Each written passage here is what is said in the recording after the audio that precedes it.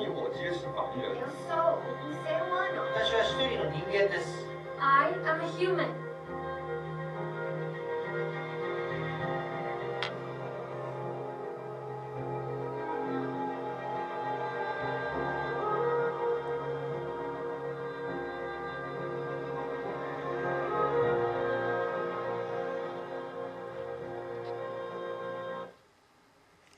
It gives me goosebumps every time I watch it.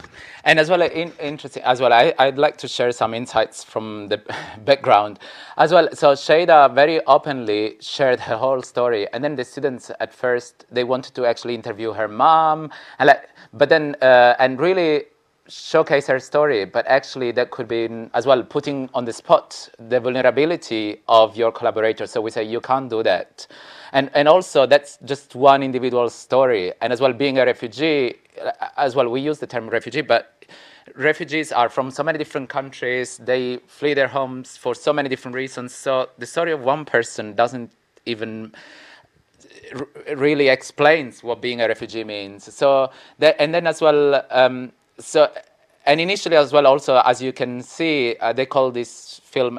They want to say their story or her story, and then I challenged that, but you are othering her story in this way. So then they shifted this, so it starts as their story, because as well we have always this narrative of othering refugees, and it ends as our story, and it's a message of humanity. And as well, in a way, also we are all, one day or another, we may also become refugees with climate change, or for so many different war can explode here, considering what's going on.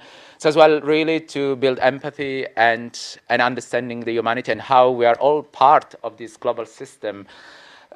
So I found it very powerful, and then as well I had to challenge them. Not that I care about fashion particularly, but I say, where is fashion in this? And then they created this veil, which as well reflects the hijab of Iran, where she's from, and she hand wrote this poem in Farsi. And as well, I think as well, this textile artifact bring the project to life beyond the film. Just very briefly as well, I want to, well, Male also asked me, what did the experience mean to you? And as well, I'm doing this as part, after 11 years of teaching, I did a PG search just now, I just finished yesterday, and I had to reflect on this practice. Yeah, what I found out in this project, in this process, was these themes that I'm going to briefly share before. So again, the concept of creating a safe space, especially when we bring students and vulnerable people together. We had Adam Raymaker, actually, if you have a need, Adam Raymaker, he works across UAL in international communication, is amazing. He delivered 2 workshops to support the students in thinking about positionality, cultural appropriation, values. He builds a lot on the work of Iniva, with the emotional learning cards, etc. And as well, these projects open up to vulnerabilities. You may, as well as Male said, that this is an invitation for taking risks. You may feel vulnerable at some point, and as well, we need to be mindful that we may put you in touch with the UAL counseling services if you need, because it can be triggering. I'm not a psychologist. I don't know if Male has any background, but you should have support available to you. But in a way, this vulnerability transformed into empathy and then in change in themselves. As well, the participants said that this project put together 2 very different worlds, that of students and refugees who haven't otherwise met, and it contributed to building empathy. And at the core of this process, as the students said, it was a process of listening. And they say listening with mind, not just with ears. And this is the Flavors Exchange project, where they actually created connections through food. Then shifting perceptions, as well removing stigma towards refugees. Adam also said, I can't recognize who here is a refugee or a student. As well, the students are from all over the world. But because the interactions went so smoothly in the end that yeah, it was very well handled. And as well, some students said, I've learned that refugees are delicate yet more resilient than the average human, and that their strength is something to learn from. So a message of resilience for everyone to embody in our everyday lives. We constantly reminded ourselves of our privilege, prejudice, and challenged current power dynamics. Um, as well, one student said, as a student at LCF and in life, one must put aside the sense of self and open-mindedly behave like a sponge and be welcoming to new perspectives that may not be something one is familiar with. As well, this process of decolonizing or decentering means actually working in solidarity with rather than helping others. We don't want to help people. We just actually want to create conditions for social change to happen and co-creation. As well, the teams of students, I put them in touch with Karuna, who had this vision of this performance, but she didn't have the expertise in terms of photography, filmmaking, costume design. But as well, the students, very professionally, they were a bit, also because they had to do this for the assignment, so they had to set up, like, a bit pushy, to be honest. Sometimes just please be gentle and mindful if you work with vulnerable people. Like Karuna was going through all the process to get the refugee status, so lots of other life challenges, and just be mindful of that there is a life beyond your students' projects. And as well, even, and of course, very professionally, my students, they had the ethics form and all of that, all very professional, but actually forms can be very triggering for refugees. They're asked all the time to fill in forms from the home office. So, and as well, also English is not the mother tongue. So then she almost like didn't want to participate. Say like, are you the home office? What is this form? What is this agreement I'm signing?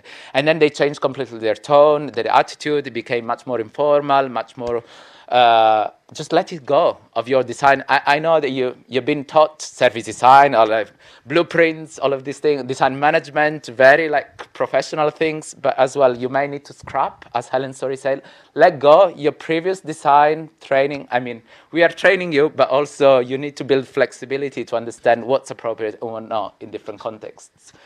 And as I mentioned before, well, one team as well, they wanted to decenter the English language. Like, why do we use English? It's inclusive, but it's also very exclusive for other people. So they actually focus on the craft making skills. That's it. I mean, actually, well, this quote from one student.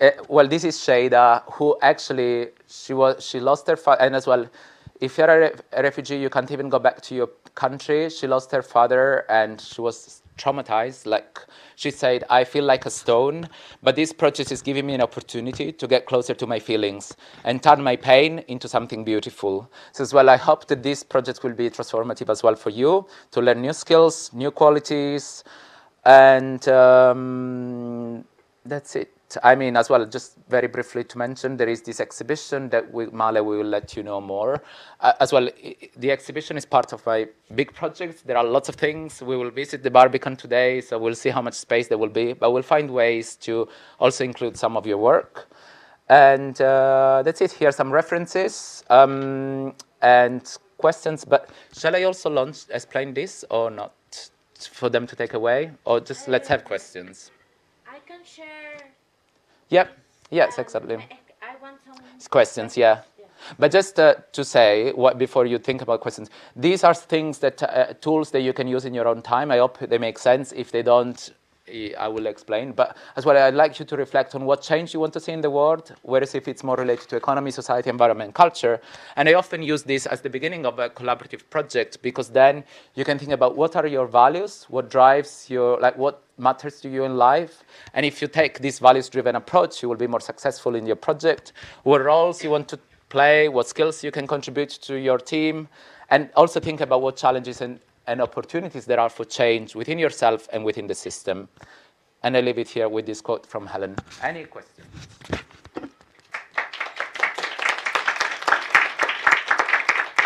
Sorry, I'm terrible at time management. I think the question has to be Yes.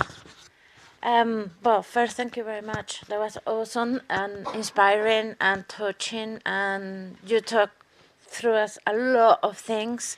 I was trying to get some quotes.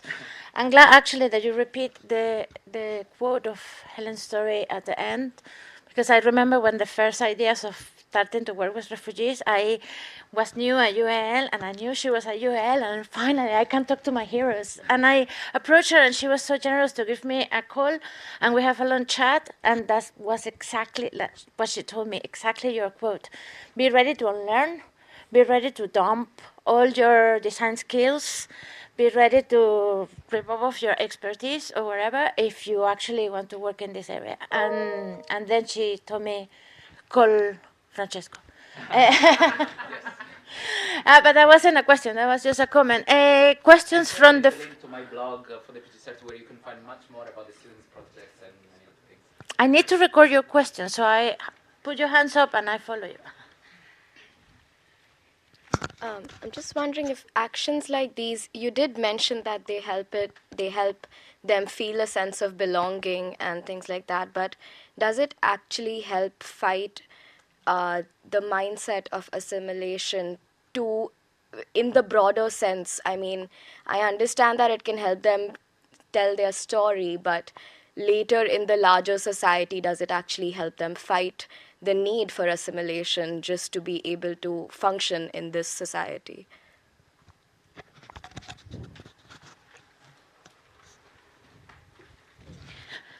I like to also remind the quote from Camus that is about exalting the good bits that are working in the system. But I guess you have your answer. Yeah, that's a good answer. Yeah, I think in a way, well, different people have very different approaches to this, different participants. So some people, they are displaced, so actually engaging in this work and reconnecting to through the craft, it gives them a sense of belonging, as they say it also in the film. But actually, the other people, they actually want to assimilate. I mean, actually, as well, assimilation, it's a bad word, I think. Well, there is social inclusion or integration. As well, the language can be unpacked and challenged. I don't know what's the best. Yeah, definitely assimilation, I think, is negative connotation. Social inclusion, maybe it's better. And in a way, what we are trying to do is as well to connect them with local organizations. So as well, for instance, some people went into this other local course, and as well, we deliver the workshops in community centers. So in a way, they're trying to integrate into society through this, and craft and making and actually building on the skills you can contribute can allow or enable that process of integration or inclusion, I think. Yeah, and possibly as well with the next step, I mean, potentially there could be also economic inclusion by creating bridges with the fashion industry that actually needs skilled people. That could be a positive outcome if we do manage to do that. But as well, also you mentioned about global things. Of course, this is a very tiny local project. We work in 3 boroughs in East London. Of course, we're not changing the whole system and international politics. There are other people that will have to do that. But the last work package is about advocacy for policy change. So we will convene those roundtable discussions with policymakers to try to advocate for policy change. But as well, policy change won't happen overnight. We'll go way beyond the scope of an HRC-funded project. So, but we try, as Mali said, to plant some seeds of change. Do you have a question?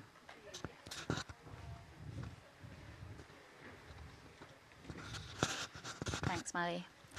Thanks for the presentation. It was really, really interesting. And as someone that knows absolutely nothing about the fashion industry and about fashion, as a discipline, maybe when I first came into here, I thought, how could fashion be the best vessel for addressing these kind of global emergencies? And I think you've gone some way in answering that. I think it's a conversation that maybe doesn't have an exact answer, but I really appreciate you sharing like your project with us. Like the video of it was really, really interesting about how you can use kind of creativity in this really like tactile way for people that probably have faced a lot of trauma in their lives, and these kind of small kind of interactions, how that can make a difference. I'm still not sure if I'm totally convinced that it's really the best vessel for funding and resources in this area, especially considering how many issues there are within kind of commercial fashion. but anyway, I think that Sakshi's question was kind of similar to that. So sorry, Marley. So my question's actually going to be slightly different, which is one of the issues I would see within using fashion in this way is how do you stop it becoming, like, well, on the first hand, vanity projects for the designers, which I think is a question that you can ask all designers, including the very practical type of design we do. But also how you can, stop it. Like if you're talking about systemic design, you can talk about, this kind of bottom line as being, traditionally very financial. And if you introduce a different, sorry, Molly, this is a long question. And if you introduce kind of sustainability as a bottom line, it has to be measurable. And if it's measurable, then it becomes a checkbox exercise quite quickly. And I think that with fashion, there can be a lot of posturing about it. You talk about social media, but that can also be, people just using it, in a very superficial way to say, hey, look what I'm doing. Look how good I am, and this kind of thing. So how do you kind of measure the impact of your projects without falling into that trap of, becoming posturing or, having this kind of quantifiable kind of quota-based, end result?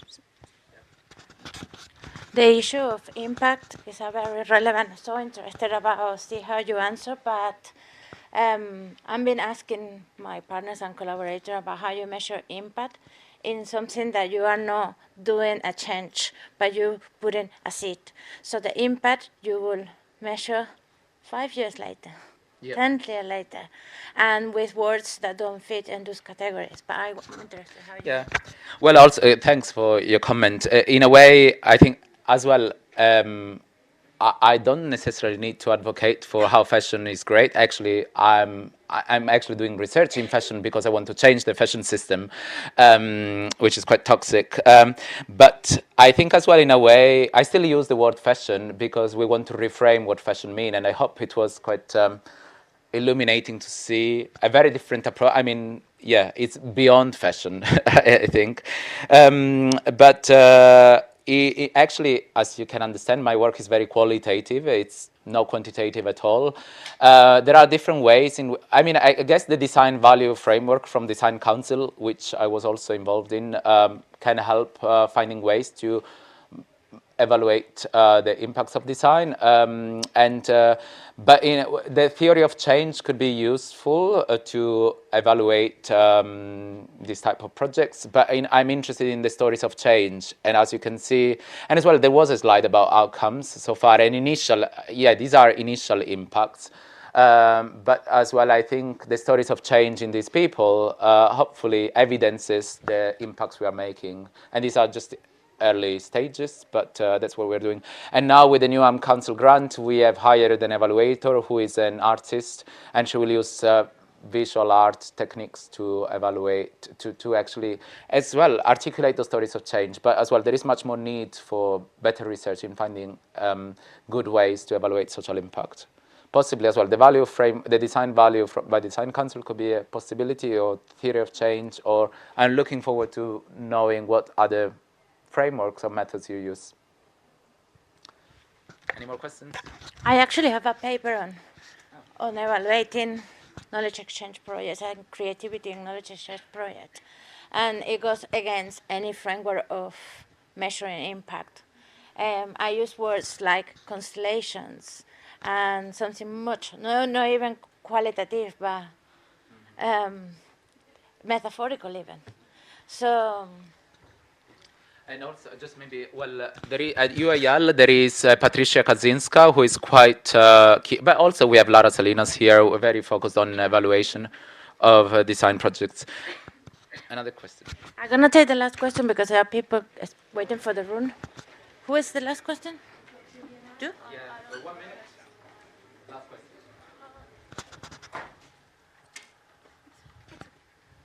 So very quickly. Thank you so much. I think the whole presentation is really inspiring. I just wanted to ask, I know that you touched upon the perception of people who've come here in the communities who are already established here. And I just wanted to ask if there is in your work, like you think if there is some kind of space to work on that kind of area where how people perceive them, though these people come with their skills, but they're always perceived as people with, something needing or learning. So you think that there is something in the projects that you've done which touched upon these aspects, to build that kind of perception, or if there is some kind of work which can happen in the future. And behavioral insights kind of aspect also.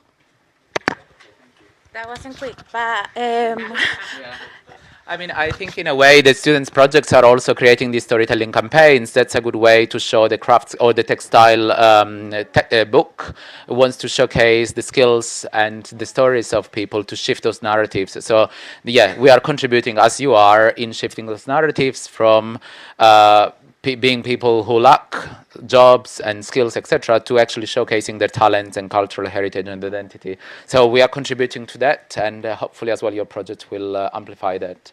But let's stay in touch as well. I will be back here tomorrow, so if you are coming to my lecture, ask me more questions.